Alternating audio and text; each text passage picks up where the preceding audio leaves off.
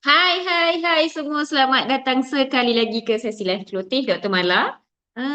Ada ke tak ada ke? Itulah tu yang I cakap. Lately ni my live ni dia tak ada ikon warna merah tu tau. So saya tak pasti sama ada dah live ke belum ke. You all ni ada ke sampai di sana?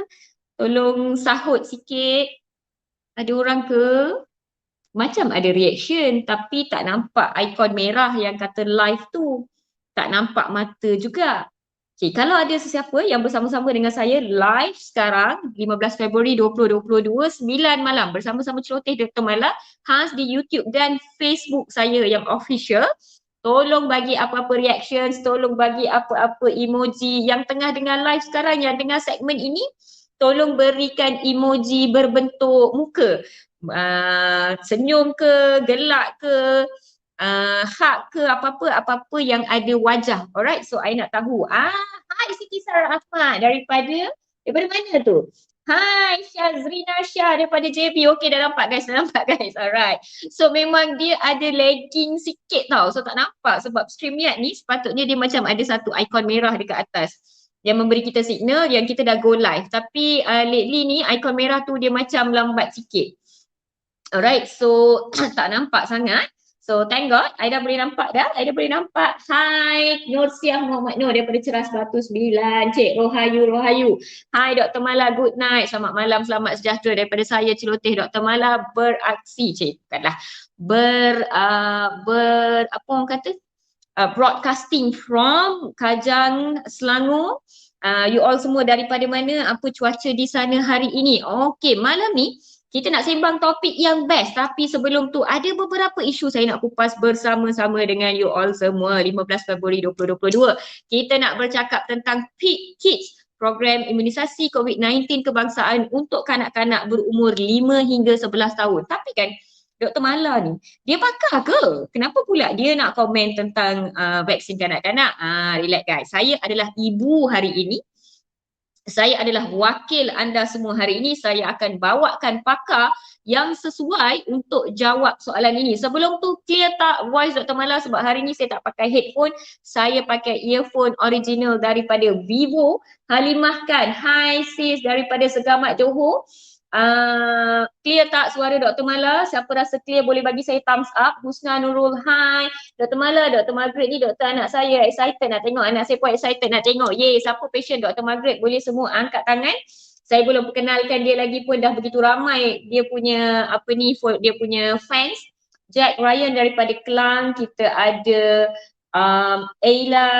Ayla daripada Johor. So you all semua tahu kalau nak soalan anda diajukan kepada pakar pada malam ini, tolong letak hashtag #PIKKids, hashtag #Sahih, hashtag celoteh Dr. Mala dan sharekan video ini dengan title, dengan caption PICKIDS, PIKKids. Sharekan video ini. Bila nampak ada sharer dekat tepi tu, nanti Dr. Mala akan bacakan soalan anda kepada pakar yang akan saya bawakan sebentar sahaja lagi. I tahu you all tak sabar-sabar nak tengok pakar, tapi kena tengok Dr. Mala dulu. Hari ni saya pakai khas baju merah sebab saya nak nyatakan kemarahan saya atas satu video viral. You all semua tengok tak? Lipis clear Doktor, Syahari Pakku, Sabah clear tak? Sabah clear tak? Ustaz Sani daripada Pokok Sena Kedah. Hai Ustaz. Oi, sukanya saya ada Ustaz-Ustazah masuk. Cik Abu Bakar daripada Temerloh. Okey, kita tutup aurat sikit Alright. Okay. So, tolong bagi tahu saya sama ada di tempat anda clear ataupun tidak. Saya nak kupas sedikit sebanyak tentang satu video viral you all tengok tak video tu? Agak-agaknya lah saya nak cakap pasal video mana ni. Cuba teka dekat ruangan komen. Agak-agaknya lah berkenaan dengan PIKKids ni saya nak komen tentang video mana. Cuba you all teka dekat bawah. Alright guys, saya nak cakap kepada yang nak vaksin di luar sana, vaksin lah. Kepada yang tak nak vaksin, jangan vaksin. Kalau kamu rasa kamu memang anti vaksin yang memang dah berpegang, saya tak nak vaksin, tak perlu vaksin. apa-apa informasi ilmu yang kami sebagai doktor kami kongsikan adalah kerana kita nak kongsikan kepada siapa? Kepada orang yang mahukan informasi, orang yang minta doktor komen, orang yang minta doktor share. Jadi kalau kamu tak nak vaksin, janganlah vaksin. Ya, kenapa kamu perlu fitnah? Kenapa kamu perlu edit-edit video orang lain? Kenapa kamu perlu gembar-gemburkan benda yang tak perlu pun? Dr. Mala tengah komen pasal apa ni? Video siapa ni yang Dr. Mala marah sangat ni? Awak nak vaksinkan anak awak? Vaksinlah. Yang awak fitnah orang lain tu dah kenapa? Kita ni manusia, ya. Kalau kita tak nampak dengan mata kepala kita sendiri, kita tidak berada di tempat kejadian, kita tak ada first hand information, jangan fitnah orang. Jangan fitnah orang yang sedang melaksanakan tanggungjawab dia. Ya, secara zahirnya dia dah cakap saya dah vaksin anak saya, nurse tu dah cakap saya dah jalankan tanggungjawab saya. Dah kenapa yang korang pergi edit-edit video anak orang lain? Terus saya ni terfikir saya nak letak ke tak nak video anak saya vaksin nanti. Sebabnya ia akan jadi modal orang lain macam ni. Saya bercakap tentang siapa? Mesti you all dah tahu kan? Saya bercakap tentang video anak Khairi Jamaluddin YB Khairi Jamaluddin, yang bila saya tengok video original tu dekat TikTok memang tak ada dia pegang jarum. Dia pegang jarum ni lengan budak tu. Ya, ni lengan lah, anggaplah ni lengan ya. Dia pegang jarum tu ke bawah, jari dia dekat tengah. Dia sembang-sembang sepatah dua, lepas tu dia bawa pi dekat tangan, barulah dia tarik. Lepas tu dia tolak, settle. Sebelum tu bila dekat bawah, jari dia dekat tengah, jari dia bukan dekat sini. Ini tempat tarik tolak. Jari dia dekat tengah ya. Jadi you all pergi tengok video yang asal di akaun YBKJ himself. Ya, sekejap ya guys. Saya baru sedar. Okey, kejap. Bagi saya 2 saat. Alright. Okey, clear tak? Clear tak? Jabatan Kesihatan Perak keluar kenyataan alahan teruk tak boleh vaksin. Jika tak boleh vaksin, bagaimana? Fitnah itu berdosa besar. Betul Ustaz ya, fitnah itu berdosa besar Bagi saya, apa-apa yang diorang upload tu sebenarnya diorang dah edit video tu. Yang awal, yang asal tu tak ada sebenarnya Saya harap YB Menteri Kesihatan bersama-sama dengan Kementerian Kesihatan mencari sebenarnya siapa yang memulakan penyebaran berita palsu tersebut yang mengatakan nurse tu sebenarnya buang air, dan sebenarnya cari sumber yang diedit dan hadapkan orang tu ke mahkamah, dapatkan orang kata punishment untuk dia. Sebab kalau anak menteri pun dia boleh fitnah suka hati tanpa apa-apa berlaku kepada dia, kalau anak orang lain lagilah dia senang berlaku. Jadi saya ingin suarakan melalui program ini kepada YB dan juga kepada Kementerian Kesihatan, tolong cari siapa yang mula-mula sebarkan berita tersebut dan kenakan tindakan penyebaran berita palsu, akta hasutan semua itu kepada orang yang buat tu, dan kepada orang yang share pun saya rasa tindakan perlu diambil supaya orang lepas ni lebih berjaga-jaga bila share berita palsu. Alright, saya tak nak bazirkan masa. Saya tahu hari ni ramai parents yang sedang menunggu kehadiran pakar kanak-kanak daripada Columbia Asia Hospital Setapak, Dr. Margaret. You all semua tak sabar-sabar tunggu dia kan? Alright, saya bawakan dia sekarang juga untuk you all semua daripada Columbia Asia Hospital Setapak. Hi Dr. Margaret, how are you today? Hello, I'm good. Good evening everybody. Ingatkan Dr. Mala pakai baju merah sebab Chinese New Year, cap gome. Rupanya dia marah. Wow, Dr. Margaret is so fasih. Okay guys, alright. Saya pakai baju merah sebenarnya sebab I thought this the most nice looking baju for tonight. Tapi doktor punya purple pula lagi cantik. Alright doktor, how's things? Betul ke sekarang musim budak-budak sakit? Hello doktor. Oh memang. Dalam 2 tahun kita, boleh dengar tak? Boleh dengar? Loud and clear. Can you hear me? Yep.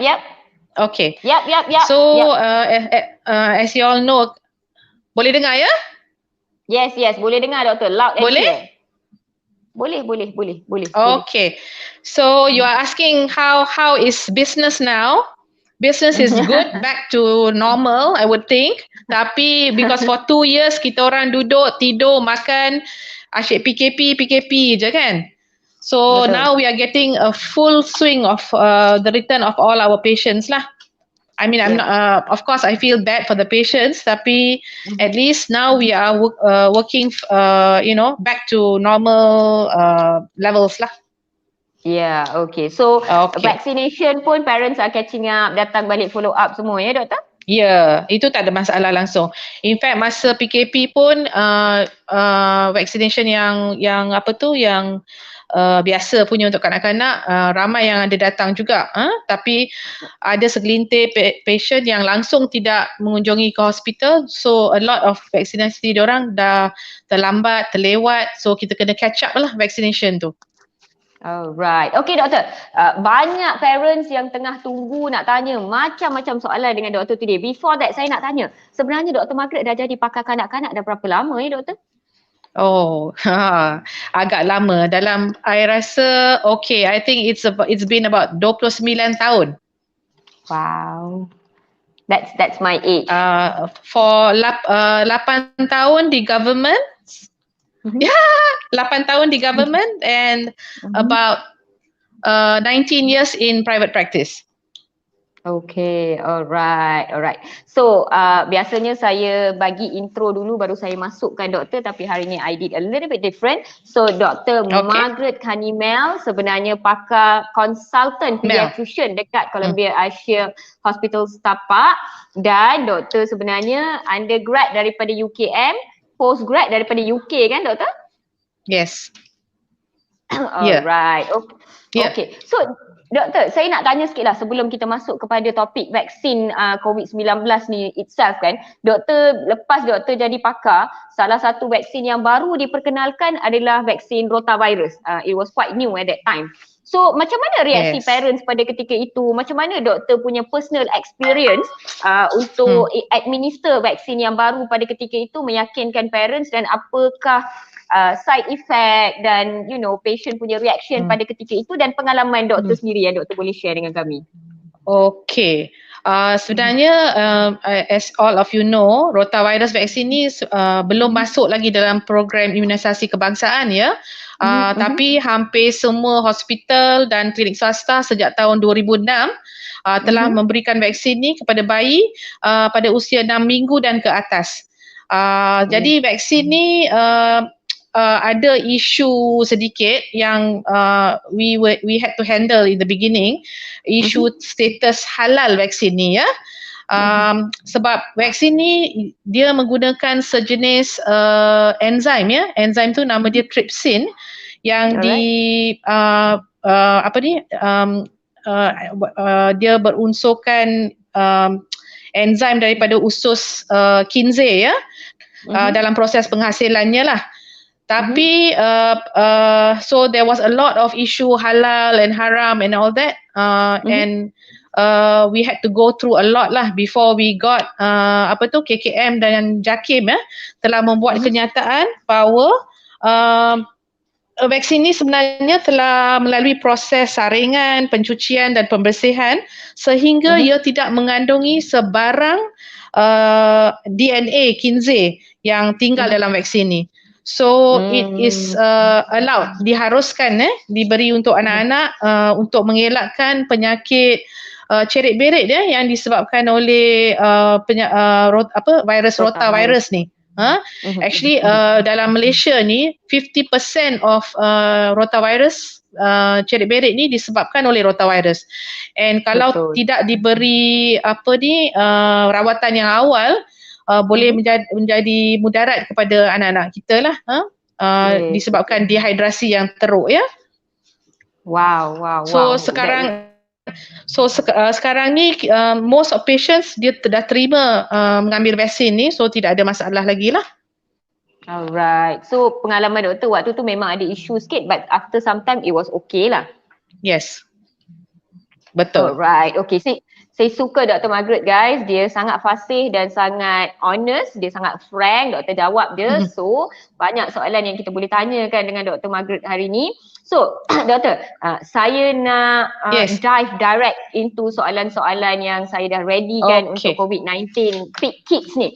Alright, boleh. So kepada ibu bapa yang nak tanya, saya hanya akan tanyakan soalan, Doktor Pakai akan tanya, so you all boleh letak dekat ruangan komen dekat bawah, later kita akan pick the questions. Okay Doktor, berkenaan dengan vaksin COVID-19 untuk kanak-kanak yang sekarang di bawah Pick Kids program ni, adakah vaksin ini disarankan di seluruh dunia? Ataupun hanya beberapa negara terpilih sahaja yang menggunakan? Dan apakah yang logik di sebalik menyarankan vaksin ini dan logik di sebalik tak nak sarankan vaksin ini? Boleh doktor jelaskan tak? Okey, setahu doktor banyak negara di Eropah yang telah mula memberi vaksin COVID kepada kalangan kanak-kanak. Pada mulanya selepas dia dah habiskan program untuk dewasa, dia start untuk teenagers daripada umur 12 hingga 18. Dan sekarang vaksin ni adalah selamat untuk digunakan di kalangan kanak-kanak di antara lingkungan 5 tahun hingga 11 tahun. Jadi kebanyakan negara dekat Eropah sudah menyarankan vaksin ni, tetapi tidak diwajibkan. Dan antara negara-negara yang telah start program untuk anak-anak 5 hingga 11 tahun ialah seperti Germany, France, Spain, Portugal.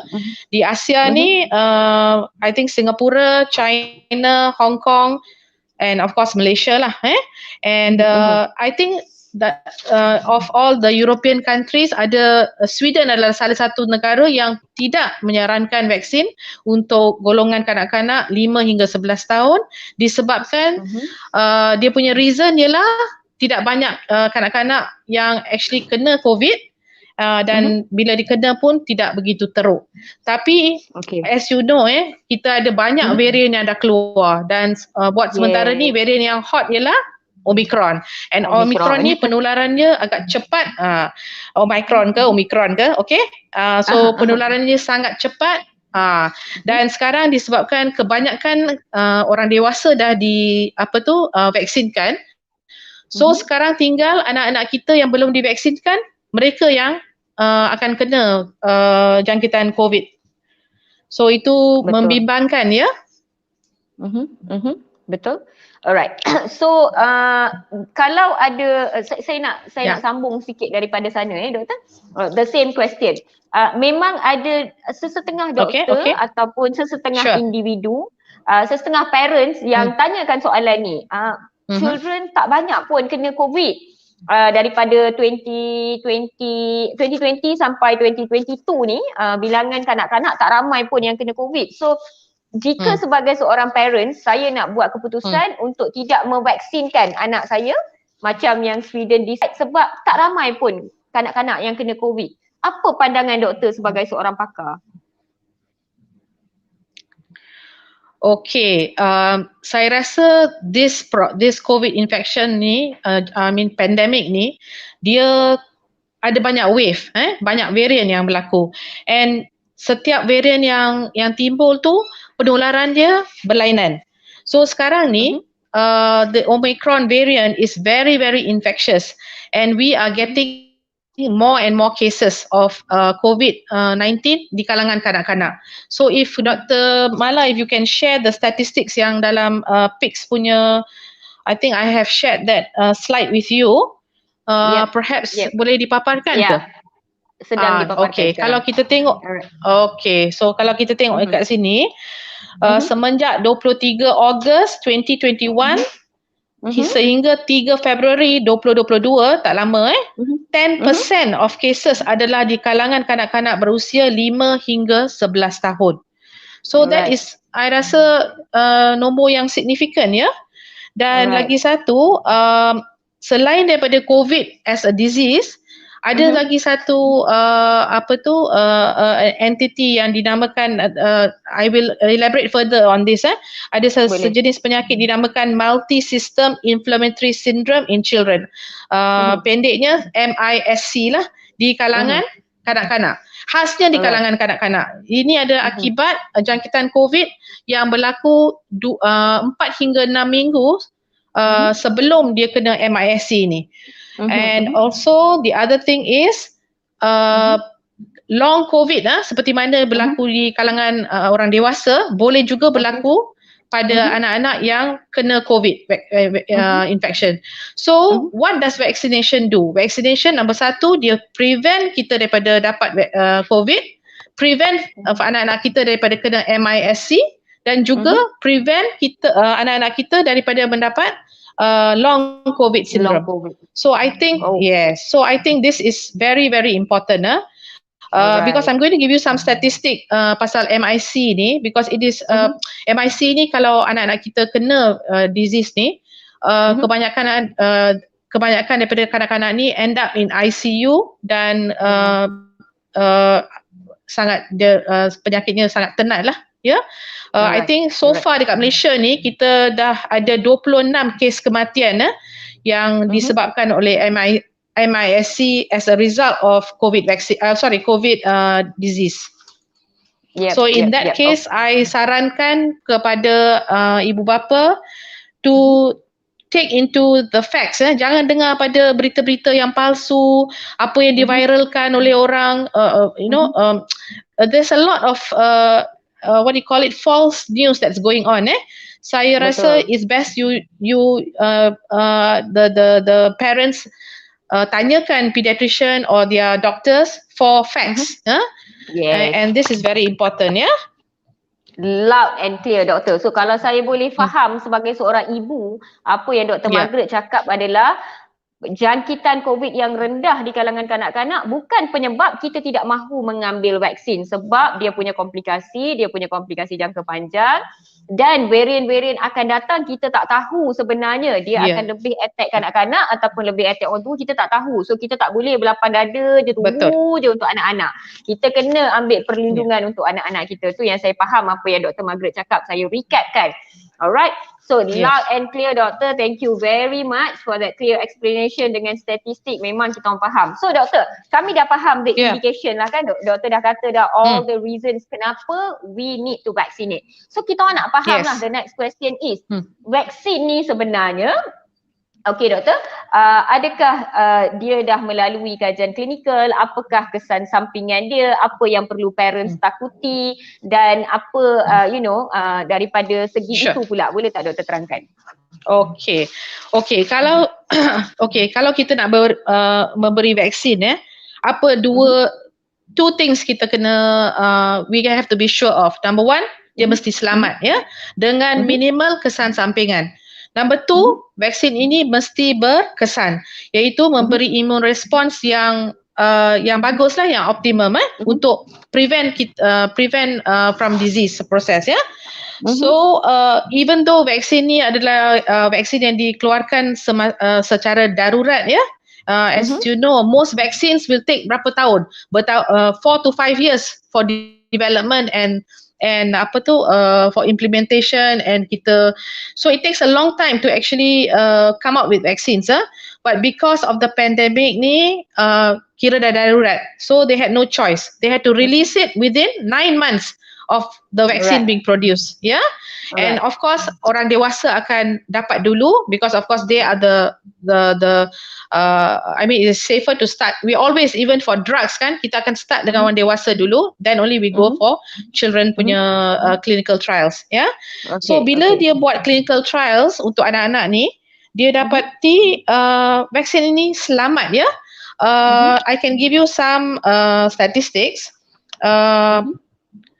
Dari segi kesan samping lah di US ada satu study dinamakan V-Safe study, seramai 42,000 kanak-kanak telah enroll dalam studies ni, dan 97.6% mendapat kesan sampingan yang tidak serius, seperti sakit di tempat suntikan, bengkak, demam, tak lama lah, mungkin dalam 1 hari, mungkin ada yang pening-pening kepala sikit, headache, dan dia tidak interfere dengan kesihatan kanak-kanak tu.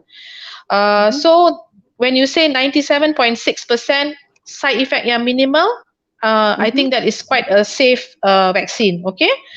Now, so far in US, 8.1 bilion kanak-kanak berumur 5 hingga 11 tahun ni sudah divaksinasi ya.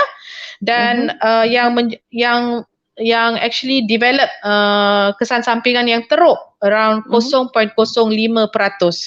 Okey, apa yang ditakuti oleh kebanyakan ibu bapa ialah serangan side effect dia yang serangan apa tu? What do you call it? Inflamasi kepada jantung. Myocarditis. The myocarditis, yes. So this myocarditis, yes, it does happen. They are not denying it doesn't happen. Memang akan berlaku, tetapi pada peratusan yang sangat-sangat sedikit dan biasanya berlaku kepada golongan kanak-kanak yang lebih besar, not for the 5 to 11 year olds ya. So when they did a study, they found out in 8 million doses, 8 million dos yang diberi, cuma 11 kes yang dia confirm ada myocarditis disebabkan oleh vaksin ya. Okay, now what I want to highlight sekarang ialah as you know, COVID virus ni sendiri dia boleh kalau kanak-kanak mendapat jangkitan COVID dan juga MISC ya yang berlaku 2 hingga 6 minggu selepas jangkitan COVID ni, golongan kanak-kanak ni boleh mendapat myocarditis daripada jangkitan COVID itu sendiri ya. Dibandingkan dengan myocarditis yang kesan samping daripada vaksin. Now, kedua-dua myocarditis ni tak sama. Myocarditis yang disebabkan vaksin tu biasanya sangat mild dan boleh diubati dengan cepat. Boleh dirawat. Tapi myocarditis yang disebabkan oleh COVID, jangkitan COVID tu sendiri sangat serius dan biasanya menyebabkan gejala-gejala yang buruk dan biasanya kebanyakan kanak-kanak ni akan dimasukkan ke ICU atau memerlukan support, rawatan support dari segi respiration, menggunakan mesin pernafasan, and there are also a lot of deaths dikaitkan dengan myocarditis yang disebabkan oleh jangkitan COVID sendiri. Okay? Okay, faham? Okay, so loud and clear doktor dah terangkan tentang kesan sampingan daripada vaksin ini dan yang dikaitkan dengan jangkitan itu sendiri. Jadi kalau kita ikut flow kan kawan-kawan, malam ni kita dah cakap dah yang doktor dah terangkan pengalaman dia waktu bagi vaksin rotavirus dulu. Doktor dah berterus terang dengan kita dan doktor dah bagi tahu kenapa sebagai ibu bapa, walaupun ada negara nak bagi ke tak nak bagi ke, kenapa anak kita ni, kenapa kita patut pilih untuk bagi vaksin, kenapa ya, kenapa tidak, doktor dah bagi dah dan doktor juga dah terangkan kesan sampingan yang kita perlu pandang, kita perlu cakna, kita perlu faham dan kita perlu berdepan dan apa risiko dia kalau kita tak ambil pun doktor dah cakap dah. Jadi doktor, the golden question of the night lah sebenarnya kan, kita orang nak faham. Yes. I have my daughter is 8 tahun, my son is 4 tahun 3 bulan. So my son tak boleh nak terima lah this vaccine. Only my daughter I can beli her dengan mencucuk my daughter. Alright. So apakah tahap keberkesanan vaksin ini? Apakah level perlindungan yang saya dapat berikan kepada my daughter yang saya tak dapat nak bagi kepada my son ni? Apakah tahap keberkesanan? Dari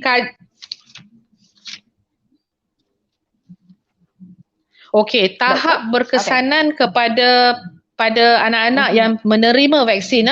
As you know, doktor nak bagi tahu vaksin kanak-kanak 5 hingga 11 tahun ni akan menerima 2 dos ya.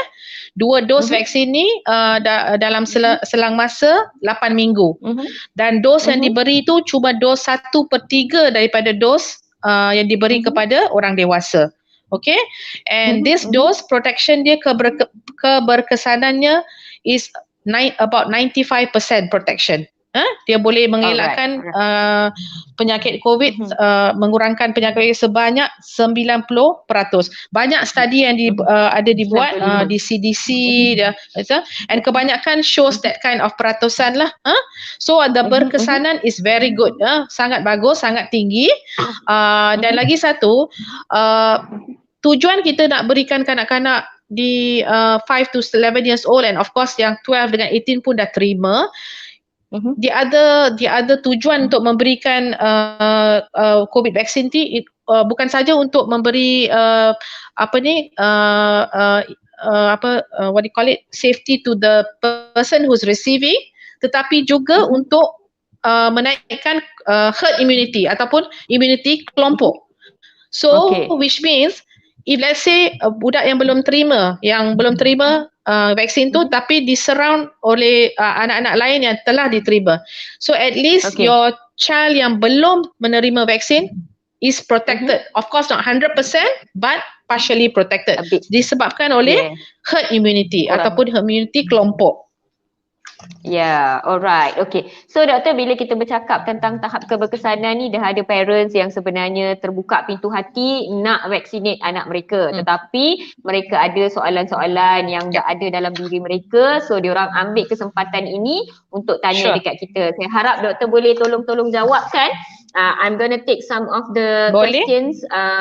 Alright, I nampak tadi ada seorang ni tanya, dia kata anak dia ada asma, boleh tak ambil kalau anak ada asma? Apa jawapan doktor? Okay, jawapan saya yes. In fact, kanak-kanak yang mempunyai penyakit yang kronik like asma ataupun dia mempunyai rintangan badan yang rendah, like those who have immune disorders, lagi kan you kena bagikan vaksin ni. I think it is mandatory you give a vaccine to those children yang ada asma especially, sebab their lungs are already weak. So bayangkan kalau dia kena COVID, it is even easier for COVID to enter the body and cause more damage to the lungs. So saya sarankan better for children who are asthmatic to take the vaccine. Yes. Okay. And it's normal kan doktor, kalau ada vaksin macam influenza ke pneumococcal ke, kita iaitu yang memberi jangkitan pada paru-paru, kita memang first akan sarankan untuk kanak-kanak yang ada asma. Normal kan doktor? Betul. In fact, yes, kita encourage. Of course, you know sekarang pneumococcal telah dimasukkan dalam national program, national immunization program. Tetapi influenza belum lagi. Tapi most of the patients dekat private, we encourage them to take, especially kalau anak ada asma ataupun any other lung disease. We encourage them to take influenza vaccine. Vaksin juga. Alright. Okay doktor, this is satu soalan yang saya selalu terima daripada sepupu saya, rakan-rakan saya yang telefon, neighbours punya anak semua. This one concern yang parents ada. Dia orang nak faham. Doktor dah ceritakan tentang kesan sampingan tadi, but they still want to know.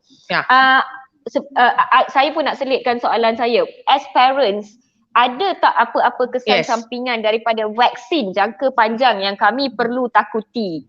How long sebenarnya kita vaksin ini duduk dalam badan, dan ada tak kesan pada IQ, pembesaran?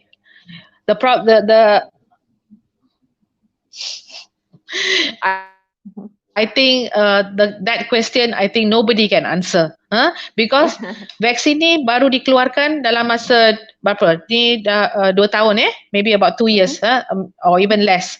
So jangka masa panjang, when you talk about jangka masa panjang, we are talking at least for 5 years. Kita tak ada data.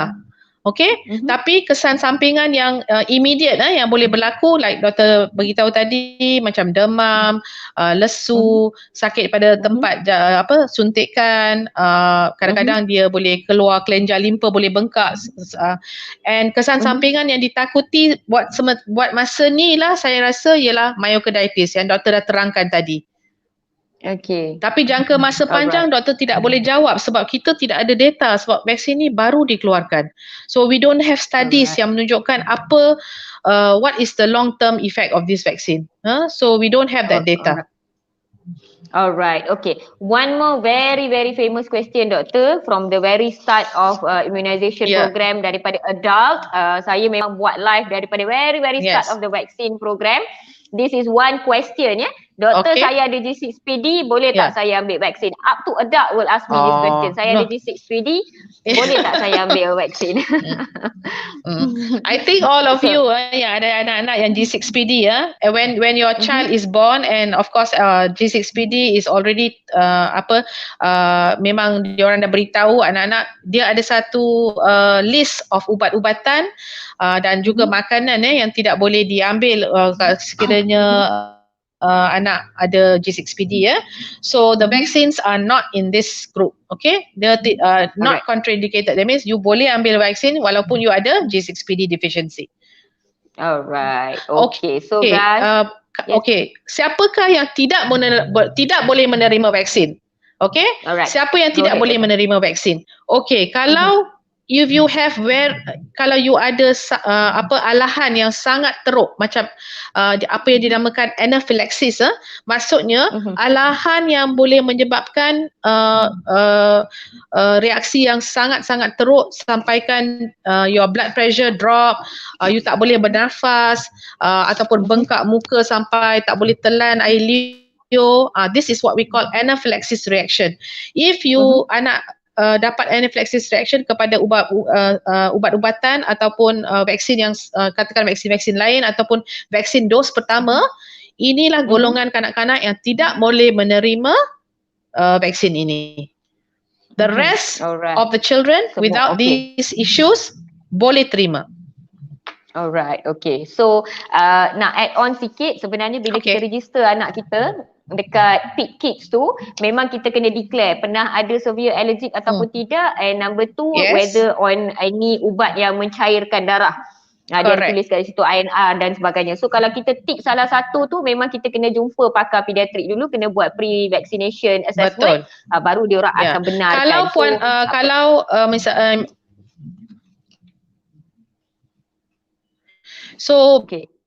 my advice to parents ialah kalau you are not sure sama ada saya anak-anak ni perlu ambil vaksin ke tidak atau boleh ambil vaksin ni ke tidak, lebih baik you discuss your case with the pediatrician.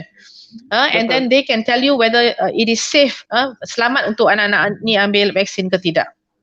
Alright, kalau patient nak datang jumpa Dr. Margaret contohnya buat check up untuk anak masing-masing, ada asma dan sebagainya dan dapatkan opinion, can they do that, doktor? Of course they can, definitely, no problems. Alright, so guys, kalau you all ada apa-apa persoalan, you all nak ada apa-apa nak check anak-anak dan sebagainya, saya dah ada letak link dekat bawah saya bawakan you all doktor yang jujur, yang bagi tahu apa yang dia tahu, dia tak tahu, dia kata dia tak tahu. So saya dah letakkan link appointment dekat bawah, ada nombor telefon, boleh telefon dapatkan assistant doktor, dan you all boleh bawa anak-anak dapatkan betul-betul punya information daripada pakar yang sebenar. Bila you all tanya saya, followers minta Dr. Mala komen pun, saya dah cakap kanak-kanak, ibu mengandung, dua topik ni untuk vaksin saya memang tak pernah sentuh. Saya bawakan pakar untuk you all tapi saya tak nak komen. So sama juga untuk kanak-kanak kalau you all nak tahu tentang anak-anak saya tengok tadi ada satu komen, ada seorang puan ni kata anak dia ada masalah jantung juga. You all pun masih boleh pergi ke Kuala Lumpur Asia Setapak, berjumpa dengan doktor yang sesuai dan dapatkan nasihat yang sepatutnya daripada pakar yang betul. So appointment link ada dekat bawah, nombor telefon pun ada, you all boleh dapatkan informasi di situ. Okay doktor, I'm going to ask a few more questions sebelum I cater the questions from the online viewers tadi. Doktor dah terangkan sedikit sebanyak sebenarnya tentang walaupun kes COVID rendah tetapi kita masih perlu terima vaksin. You have answered that question, so I'm going to go to the next one. Boleh tak doktor explain dengan lebih lanjut berkenaan dengan MISC ni, MSIC, multi-system inflammatory complications syndrome in child.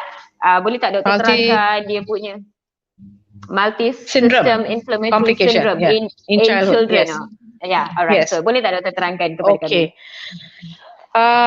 Actually, okay. This syndrome sebenarnya I'm not sure kalau kita punya viewers ada dengar pasal penyakit Kawasaki not Coxsackie Kawasaki. So dia lebih kurang macam Kawasaki's disease. Sindrom ni disebabkan oleh sistem immune system sendiri menjadi hyper responsive ataupun dalam bahasa Melayunya sindrom hyper redang lah. That means our body react in a what do you call it, is exaggerated way. So apa yang berlaku ni disebabkan oleh COVID virus, dia akan menyebabkan radang kepada organ-organ yang vital seperti jantung, buah pinggang, otak, and also paru-paru lah. And this is a very serious complication of COVID-19, di mana simptom-simptom ni bukan timbul masa dia dapat jangkitan COVID, tetapi 4 hingga 6 minggu selepas jangkitan COVID. And it can be category 1 or 2 or 3 or 4. As long as you get COVID disease, potensi untuk dapat MISC tu berlaku 4 hingga 6 minggu kemudian. Dan apa akan berlaku? Kanak-kanak ni biasanya akan dapat demam yang tinggi, more than 39 degrees Celsius, more yang akan berpanjangan sehingga 3 hingga 5 hari. Dia boleh bengkak kelenjar, mata dia berair, dan komplikasi yang teruk ialah seperti myocarditis yang doktor terangkan tadi, yang boleh menyebabkan dia punya blood pressure drop, denyutan jantung boleh menjadi sangat laju, dan most of these children akan end up dekat ICU, dan fatality ataupun kematian di kalangan kanak-kanak ni sangat tinggi. Walaupun kita ada ubat untuk mengatasi MISC ni, tapi it is something that has to be treated very early. Dan masalahnya banyak parents dia tak kenal simptom-simptom ni. So that is why we sarankan kepada ibu bapa, selepas menerima vaksin ni, make sure your child you tak hantar untuk aktiviti yang strenuous.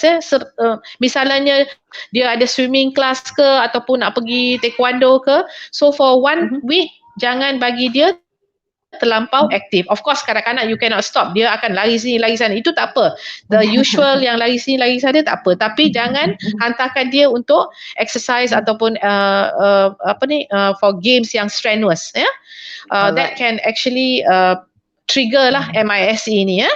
So that is something. And parents, I think you have to recognize benda ni bukan berlaku immediately. Dia berlaku a few weeks and up to a month after berlaku penyakit COVID-19 ni. So you have to watch out for these symptoms. And risiko ni lebih kepada kanak-kanak yang lebih besar. That means kalangan umur dalam 8 hingga 12 tahun. And juga kanak-kanak yang obese, yang berat badan dia melebihi BMI. Okay? Dan biasanya, like I told you lah, it is actually a very critical disease yang boleh menyebabkan kalau tak dikesan awal boleh membawa gejala yang buruk lah. Okay, alright. Doktor, a few questions daripada viewers. If doktor tak keberatan, kita cuba jawab sedikit, boleh doktor? Soalan daripada Amirah Rabtah NH. Boleh.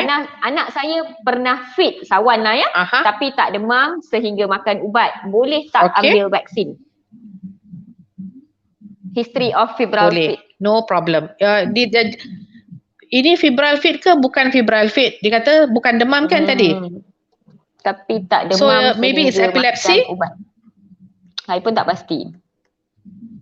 Saya ingat, I think what she means is fit yang perlu makan ubat untuk ubat epilepsi. I think what she means is epilepsy. Alright. Kalau yang so like I told you, cuma kontraindikasi untuk tidak mengambil vaksin ni 2 je. Number 1, you have very severe allergic terhadap ubat yang macam macam ubat demam ke, ubat tahan sakit ke, whatever ubat. Kalau you have very severe allergy, or the other thing is you pernah dapat allergic reaction yang teruk selepas menerima vaksin, whatever vaksin, or vaksin dos pertama COVID ni, then you cannot proceed and take the COVID vaccine. And the other thing doktor nak beritahu, sekiranya you ada terima vaksin yang lain, katakan you have received of influenza vaksin, make sure the gap between the vaccine is at least 2 weeks. Alright. 2 weeks before you 2 take your minggu. COVID vaccine. Faham tak? Okay. Kalau you dah ambil dos pertama COVID vaccine, lepas tu 8 minggu kemudian dos kedua COVID vaccine, hanya selepas 2 minggu dos kedua tu boleh ambil vaksin-vaksin lain. Alright, faham. Okay doktor, soalan daripada Juaita Zain Karmel Antoni. Saya tak tahulah ni follower daripada Malaysia ataupun Indonesia. We actually have some viewers from Indonesia. Doktor, sekarang anak saya sedang positif COVID. Bila waktu yang sesuai anak saya terima vaksin post-COVID? Okay. Post-COVID, usually they say about, it depends on the category ya. Kalau kategori 1 hingga 3 yang tidak memerlukan kemasukan ke dalam hospital, you boleh tunggu 1 month and then you can take your vaccine. Tapi kalau katakan you ada kategori 4 hingga 5 dan menerima ubat-ubatan yang khas untuk COVID, there is some restrictions there. You may have to take the vaccine a bit delayed. Mungkin sehingga 3 bulan selepas you recover from the COVID disease. So bergantung kepada kategori COVID yang kita kena tu. Ya. Okay, alright. So saya nak selitkan satu soalan doktor. Sebenarnya ada soalan dekat viewer tadi tapi bila saya scroll saya tak jumpa dah. Kalau anak dia ada penyakit kronik, contohnya macam epilepsi, asma yang memerlukan ambil ubat, doktor dah startkan ubat tapi mereka dah stop ubat tu dengan sendiri. Mereka tak ambil ubat-ubat komorbid dan epilepsi contohnya. So they stop taking the ubat by themselves. So dah tak defaulted follow up juga. Patut tak mereka ambil vaksin terus ataupun jumpa balik dengan pakar dulu ataupun macam mana? Contohnya epilepsi Is that what you're asking? Contohnya macam ubat untuk jangka masa panjang? Correct. They stop taking the medications. Kalau yes. Now, if they stop taking the medication and they are having symptoms, saya rasa you have to stablekan patient before you give any vaccine. This is true for any vaccine. Before you give any vaccine, the child has to be healthy. Takkan kita nak bagi vaksin kepada anak-anak yang ada gejala-gejala lain, tak boleh. So katakan dia ada heart failure tapi dia tak makan ubat, dia tengah ada simptom heart failure tu, kita kena stabilkan anak-anak tu sebelum kita memberi vaksin. Okay. Because you can't be giving vaksin kepada anak yang bergejala, Betul. Alright. Demam pun biasanya doktor akan lewatkan kan, so apatah lagi gejala lain. Alright doktor. Banyak lagi soalan di ruangan komen. Saya lepas ni nak tanya tentang education dan awareness tentang kesan sampingan sebab ramai yang tanya tentang kesan sampingan. Sebelum tu saya nak tanya doktor, apa komen Dr. Margaret tentang ibu bapa yang ada pendirian, saya tak nak ambil lagi vaksin ini buat masa sekarang untuk anak saya sebab ia terlampau baru. Saya nak bagi masa dahulu, saya perlukan masa, saya nak tengok respon pada seluruh dunia, anak-anak orang lain dan sebagainya.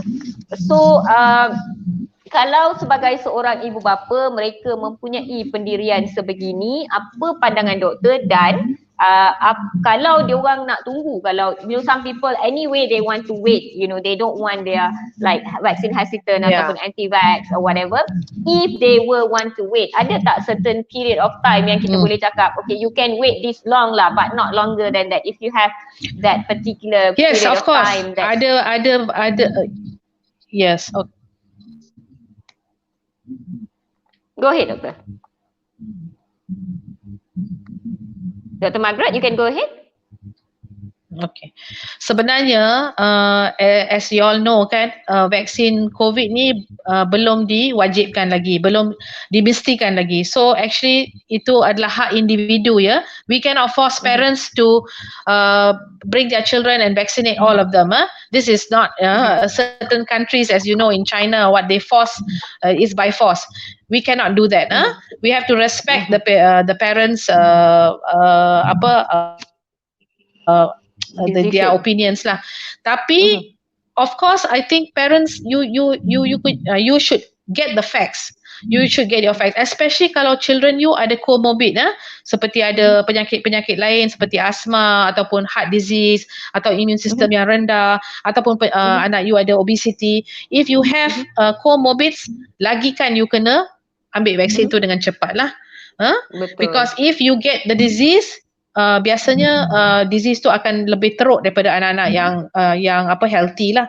So I rasa you have to look at the facts, but of course we cannot force because this one belum wajibkan lagi, and in fact vaksin yang sebelum ni yang I'm talking about childhood vaccination, macam measles and all that belum I mean we cannot force. Walaupun ada countries yang macam Australia, if you do not vaccinate your children, you cannot enter school. Tapi kat sini kita tak buat macam tu. But so it is an individual right of the patient. Ya, saya pun banyak memberi jawapan yang sama. I think it's a big decision untuk parents. Kita nak hantar anak pergi sekolah ke, nak hantar pergi babysitter pun it's not an easy process untuk buat decision at zaman sekarang ni. Correct. So I think as parents, saya pun ada young children. I'm doctor, my husband not from medical background. I think we have to respect each other. Anda nak vaksin anak anda, saya tak nak vaksin anak saya. We respect each other. I think that's the best thing. And I hope we don't discriminate. Tapi saya rasa kalau you tak vaksin correct. Ya, doktor rasa kalau tak vaksin? Tak, when you don't vaccinate your children, of course pergerakan anak-anak kita terhad kan. You takut nak pergi sini, takut nak pergi sana.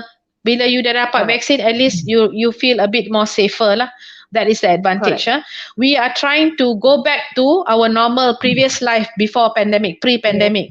So vaccine is one of the ways lah. But of course, we still have to practice our, hygiene, hand washing, wearing the mask, social distancing as far as possible. Kita still kena practice because vaccination is not 100%. As you know, ada juga yang dah kena vaksin tapi still dapat COVID infection. Tapi bila dia dapat COVID vaccine, most of the time it is very mild. Category 1, 2, at the most pun 3. Unless you have comorbid macam diabetes, hypertension, you have heart problem, definitely you are at a higher risk of getting severe disease. But sedikit sebanyak, the vaccine can protect you to a certain level lah. Yeah. Alright, okay, clear and loud, doktor. Ada a bit of questions daripada Siti Aisyah AB Nazir. Dia tanya, doktor, anak saya ada asma yang menggunakan pump oren dan anak saya juga obes. Ada tak kemungkinan yang berlaku bila anak saya dah ambil vaksin COVID ni? Apa soalan dia punya pengakhiran dia? I think dia punya asma tu worsen.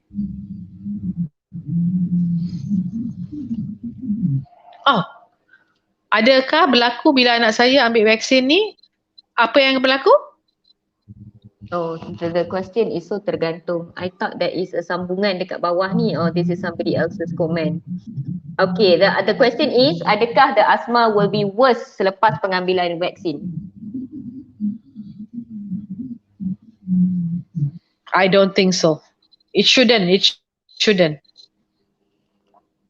Okay, alright. And I think banyak soalan berkenaan dengan G6PD. Hai doktor, untuk G6PD boleh ambil vaksin atau tidak? Kami dah jawab di awal tadi, boleh ambil kanak-kanak G6PD, tak ada kontraindikasi untuk mengambil vaksin COVID-19 ataupun mana-mana vaksin sebelum ni. Okay, Lailatul Sarah bertanya, doktor nak tanya, kenapa alahan teruk tak boleh vaksin? Jika ambil juga vaksin, ada kesan apa ya doktor?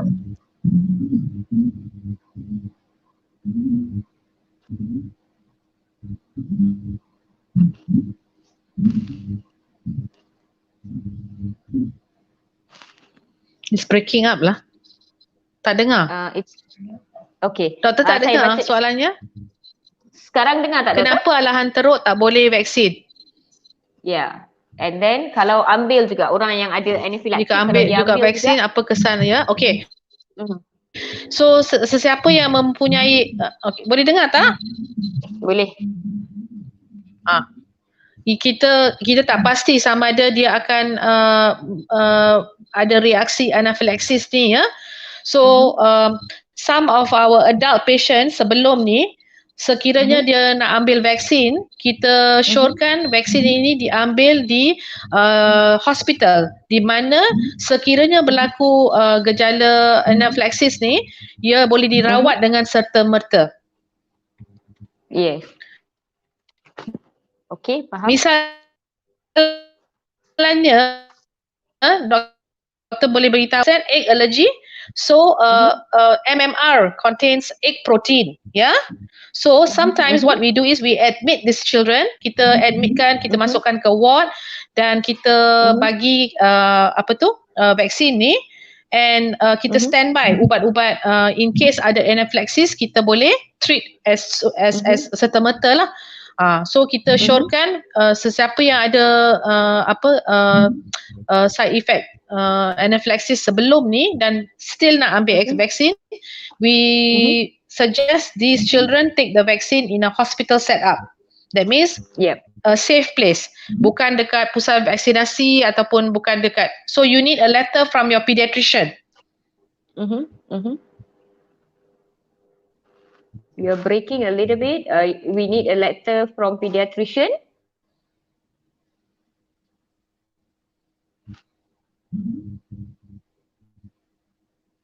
Okay, alright. Dr. Margaret is breaking a little bit, tapi kita dapat jawapan dia tadi. Kanak-kanak yang mempunyai alahan teruk perlu dapatkan surat daripada pakar pediatrik. Tak dengar, Mala. I don't hear you. Okay.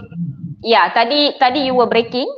Kita dengar last sampai doktor kata perlu dapatkan surat daripada pakar pediatrik. And yes, orang yang mempunyai alahan teruk, mereka akan diberikan. You're breaking up, Dr. Mala. You're alright. I can't. Okay. Bagi diorang betulkan technical juga. Alright. Okay. So saya ada pengalaman. Salah seorang rakan saya di tempat kerja, dia memang ada alahan teruk, severe allergic. Lepas dos pertama memang severe allergic diperlukan bagi adrenalin. So dos kedua dia masih nak terima juga sebab dia petugas kesihatan. Dia tak nak ditinggalkan dengan satu dos. So what she did, dia masih dapatkan second dose dekat hospital setting. So memang emergency physician dah standby tepi dia, bagi dia vaksin. Nampak dia memang sikit lagi nak dapat allergic. Memang terus diorang dah bagi adrenalin. Sebelum vaksin dia dah bagi hydrocort dulu, dan after that vaksin dan terus bagi adrenalin, and then she was well. Booster pun sama juga, hydrocort. And thank God, booster I tak pasti dia ambil hydrocort ke tak, but I know she required adrenaline juga all the time. And thank God, kawan saya ni, because kita petugas kesihatan kan, dia dah 2 kali dapat COVID. Dan dua kali she got it very mild. So thank God lah dia masih ambil vaksinnya. Dia just sebab ada kontak dan sebagainya, so she was tested positive, but it was very mild. So thank God lah dia still strong untuk ambil vaksin tu. So itu yang doktor, I think Dr. Margaret is back in line. Kita boleh dengar dia dah. Saya boleh dengar dia, you all boleh dengar dia tak? I think we can bring her back to the stream. I can hear her loud and clear sebenarnya. Yes. Doctor, now we can hear you back. Tadi you were breaking a little bit, but we heard until doktor kata pediatrician perlu berikan surat, and they have to go to hospital setting for the vaccine. Alright. Doktor, apa pendapat doktor tentang pediatrics yang ada SLE? Boleh tak ambil vaksin?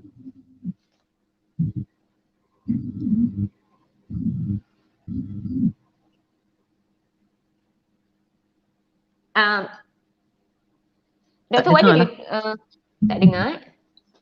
I can't hear you. Alright. I can hear you loud and clear. I'm not sure kenapa doktor tak dengar. Maybe you can try buka your headphone sebenarnya kalau doktor nak ni. Besides that, okay. Okay, now I can hear you. Okay. Alright. What was the question? So, doktor, kanak-kanak yang ada SLE boleh vaksin ke tak? Yes, they boleh vaksin. In fact, all children yang mengambil immunosuppressants and macam yang menerima organ, those who have undergone organ transplants and dan mengambil ubat immunosuppressants, they have to take the vaccine because they are at high risk of getting COVID. Alright, okay. So, Tapi SLE, tetapi like I told you, we must make sure that your disease is controlled, you know, and you are well enough to take the vaccine. You can't be sick, and your disease is not well controlled. You have to be well controlled. Yeah, as you know, SLE they take a lot of other medication kan, banyak ubat yang dia ambil. So make sure dia dalam keadaan yang stabil sebelum mengambil vaksin. Alright, okay. So, alright. Saya nak tanya sedikit lagi doktor. I'm going to take a bit more of your time. Walau macam mana kita dah terangkan pun, we understand that masih akan ada parents yang belum bersedia untuk vaccinatekan anak dia, and we have agreed that we're going to respect the parents' decision. Okay, kita tak nak paksa, kita tak nak push, and I hope there won't be discrimination. I will not discriminate mana-mana kawan-kawan ataupun saudara mara saya yang belum bersedia untuk vaccinate anak them. I will not discriminate them and their child. Tapi apa nasihat doktor kepada golongan ini tak nak ambil vaksin lagi? So what else? What can they do? Apa yang what boleh else mereka can they do? buat? Okay, I suppose kalau dia orang betul-betul tak nak ambil vaksin, dia orang dah buat keputusan tak nak ambil vaksin langsung, then you have to protect your child as much as you can, in the sense that tapi aktivitinya terhad lah. You try to avoid crowded places, make sure the child wears the mask, social distancing, hand washing. Ini semua masih penting lagi. Of course it's not easy kalau kadang-kadang kita nak try to control our children in wearing mask lah, cuci tangan lah, bukannya senang. Sebab they are so active, they are running all over the place, they are touching this, touching that, as you know. So it's not easy, but I advise parents ni listen to more facts, and as time goes on, maybe you can see that the vaccine will become safer and safe. You know, because I understand masa diorang sarankan untuk vaksin diberikan kepada anak-anak 5 to 11 years old, I had my reservations. As a pediatrician, I pun risau. But after reading and after listening to a lot of experts in this field, I am convinced that the vaccine is ada lebih kelebihan daripada kemudaratan lah. So I think my conclusion is it's better to take the vaccine than not to take it at all. Alright, got that. Okay, before I let you go, saya nak tanya satu tips daripada pakar kanak-kanak yang dah 29 tahun bertugas. Doktor, kalau isteri setuju tapi suami tak benarkan vaksin, ataupun the other way round, the husband agrees, the wife saying no, you cannot vaccinate my children. You know, I as a private MO kan doktor, I always encounter this, nak admit masuk ward ke, nak injection ke, nak bagi ubat ke, you know, they always have some strong disagreement. Some pula tanya suami lah, suami cakap tanya isteri lah, isteri kaya, they cannot make decisions at all. Apa suggestion doktor kepada this situation? Apa advice doktor? Okay. I mean this ini saya rasa issue yang quite sensitive kan, especially if you have parents yang dah separate or divorce and then they have custody of the children, ada satu nak bagi, satu tak nak bagi. I think as a pediatrician, I will advise both parents, maybe separately, talk to them and explain to them, like how I explained to you all tonight. And if I still cannot convince, then I have to tell the parents, you just have to decide. I mean, you either carry on fighting or you seek opinions of. I think it's good to share experiences with other parents yang dah suntik, you know, and maybe they can share and be more convinced to take the vaccine. But seriously, from a legal point, kita tak boleh nak ambil any action because vaksin ni belum diwajibkan and there is no law to say that you must take the vaccine. So this is a very difficult area, especially if parents bercangga, dia tak nak, it's not easy. But I think as doctors, kita boleh advise them separately and tell them, apa kelebihan vaksin. Just like when we encountered during as you know, MMR, a lot of parents linked MMR with autism. Ada satu ketika dulu vaksin MMR di link dengan autisma. And we had a tough time convincing, because ada parents yang tak nak ambil vaksin MMR langsung. But now, they understand it was a myth.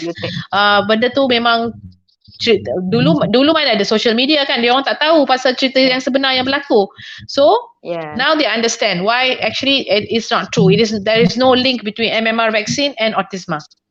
Yep. So final words daripada Dr. Margaret kepada semua ibu bapa, kepada semua atuk nenek, kepada semua aunties, uncles and makcik-makcik neighbours yang nak tahu tentang vaksinasi COVID-19 ni. Last words from you, Doktor. I know viewers, saya tahu ada banyak soalan di ruangan komen. Don't worry, kami akan jawab soalan tu one by one. Sekarang pun sebenarnya kita tengah jawab. Kalau ada apa-apa soalan yang perlukan input Dr. Margaret, nanti kami akan dapatkan input dia dan kita akan jawab di ruangan komen juga. Yang nak tanya Dr. Margaret direct, you all boleh tekan nombor telefon dekat bawah, boleh buat appointment, boleh jumpa. But before we close sesi hari ini, sedikit sebanyak advice. Sebab seronok dengar Dr. Margaret bercakap ni sebenarnya. I think you should have your own celoteh, I think kita orang akan follow. So a bit of kata-kata semangat dan juga advice kepada kami. Saya tak ada baju merah. Tak ada baju merah.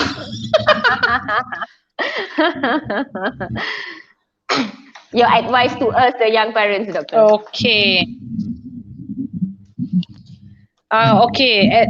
My hope is that pandemic ni akan berakhir lah.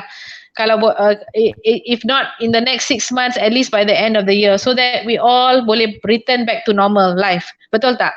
Kita harapkan kita boleh so that we can travel, anak-anak kita we can go for holidays with our loved ones.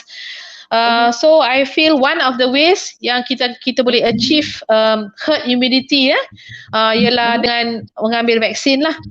Because as you can see now, kalau kita bandingkan gelombang sebelum ni, sebelum kita introduce vaksin, you tahu tahap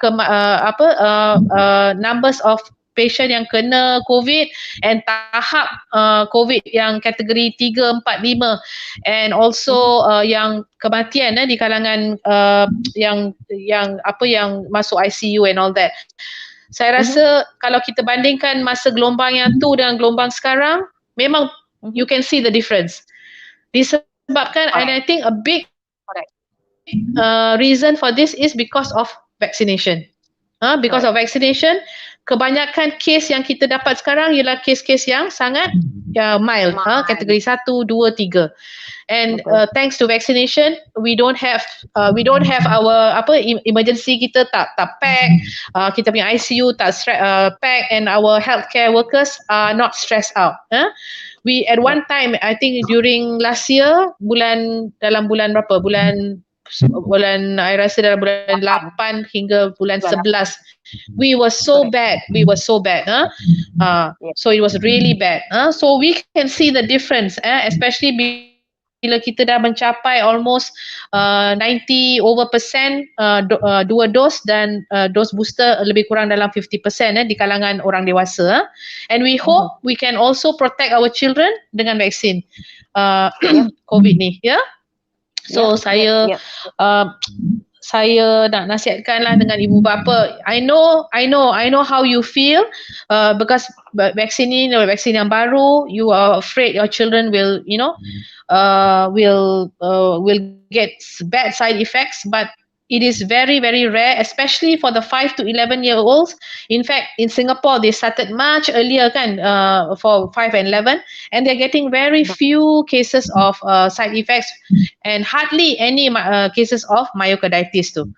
So I don't think you need to be afraid, So if you are still not sure, please approach your berjumpa dengan pediatrician, dengan pakar kanak-kanak dan bincang, especially kalau anak ada penyakit-penyakit komorbid ataupun ada alahan. Saya rasa lebih baik ibu bapa bincang dengan pakar kanak-kanak. Yes, loud and clear. Thank you so much Dr. Margaret. Doktor ada tipu saya sikit because you said you tak fasih dalam bahasa Melayu. Rupa-rupanya so fasih. Thank you so much. And I think viewers malam ni pun sangat berpuas hati dengan your explanation. This is actually my third time explaining kids dengan pediatrician and I think I'm very satisfied with today. Thank you so much doktor dan thank you kepada semua viewers. Thank you. Yeah, thank you semua viewers. Yeah. Okay, alright. thank you. Good night. Thank you doktor. Good night. Siapa yang enjoy sangat? Good night. Good night. Siapa yang enjoy sangat explanation Dr. Margaret boleh letakkan thumbs up, boleh letakkan love dekat ruangan komen. Nanti saya akan sampaikan semua love dan thumbs up you all kepada dia.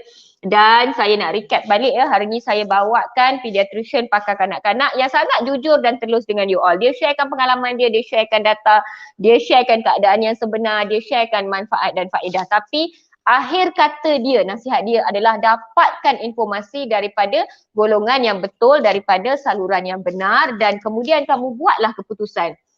Keputusan ataupun pilihan adalah apabila anda dah dapat informasi yang betul daripada channel yang betul, anda dah dapat pro and cons dan anda buat keputusan. Itu pilihan anda.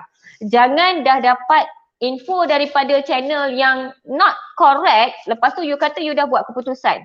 Walhal choice yang kamu buat, informasi yang kamu dapat pun tak betul, tak tepat dan kamu buat keputusan pun salah juga ya. Jadi nasihat Dr. Mala juga sebagai seorang parents lah ya, sebagai seorang ibu, bertanyalah kepada orang yang sesuai dan dapatkan informasi daripada channel yang sesuai. Fahami kesan sampingan, manfaat, risiko, fahami segala-galanya. Kalau ada lahan nak buat apa semua, lepas tu buatlah satu keputusan ya, sebab anak-anak kita ni nak bagi makanan apa, nak hantar sekolah mana, babysitter mana satu, birthday ni nanti nak pakai baju colour apa, semua keputusan yang sangat-sangat sukar untuk dibuat bukan mudah nak jadi parents di zaman sekarang ni. Mak ayah kita dulu belasah je, tak ada masalah pun. Berani kau nak melawan apa yang abah cakap ya, tapi zaman sekarang bukan begitu ya. Kita memang sangat-sangat careful dengan setiap satu keputusan yang kita buat untuk anak-anak kita ya. Maka saya totally faham ya, jika anda masih mencari-cari lagi nak vaksin ke tak nak vaksin ke tak nak, it's totally okay. Teruskan pertanyaan anda, teruskan pencarian informasi anda, tetapi pastikan ia adalah di saluran yang benar. Alright, so sehingga itu saja. Sorry malam ni saya cakap banyak pelat sebenarnya sebab ada ulcer dekat mulut, so saya bertemankan ubat ulcer. Hopefully you all faham, hopefully loud and clear. Terima kasih dan selamat malam daripada saya, Celoteh Dr. Mala. Bye guys. Bye.